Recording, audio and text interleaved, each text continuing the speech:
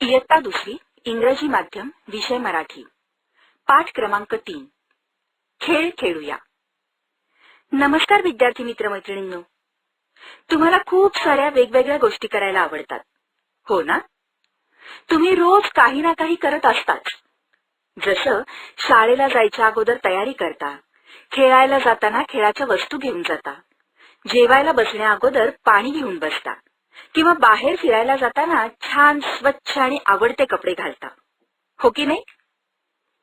आता आपण या पाठामध्ये अशाच काही गोष्टी शिकणार आहोत। आता मला सांगा, या चित्रात काय दिसतंय? या चित्रामध्ये एक मुलगा वाकलेला दिसतोय, म्हणजे तो व्यायाम करतोय। आपणही रोज असा व्यायाम केला तर आपलं शरीर बळकट आणि तंदुरुस्त राहतं। आता हे पुढचं चित्र पहा बरं, काय दिसतंय यात?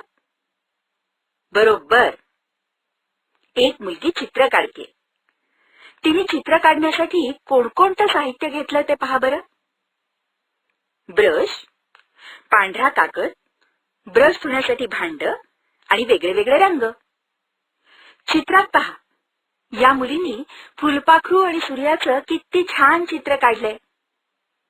पुढच्या या चित्रात पहा, ही मुलगी कुंडीमध्ये झाडाचं रोपटं लावते। रोपटं लावण्यासाठी काय काय घेतलंय ते पहा। ही कुंडी, रोपटं, कुंडीमध्ये टाकण्यासाठी माती आणि रोपाला पाणी टाकण्यासाठी हे पाण्याचं भांड। या चित्रामध्ये पहा, अजून या मुलाची सकाळ झालीच नाहीये वाटतं। हा मुलगा अजूनही झोपलेलाच आहे। झोपताना त्यांनी डोक्याखाली उशी घेतलीये, अंगावर हिरव्या रंगाचं पांघरून घेतलंय। तुम्हाला गाणं म्हणायला आवडतं का?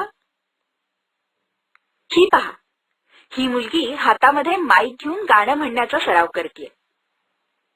तुम्ही तुमच्या गॅदरिंगला असंच एखादं छान गाणं म्हणून दाखवाल ना? हे पहा, या चित्रामध्ये दोन मित्र दिसतात। एक मित्र दुसऱ्या मित्राला आपलं पुस्तक वाचण्यासाठी देतोय। म्हणजे आपण या पाठात काय शिकलो?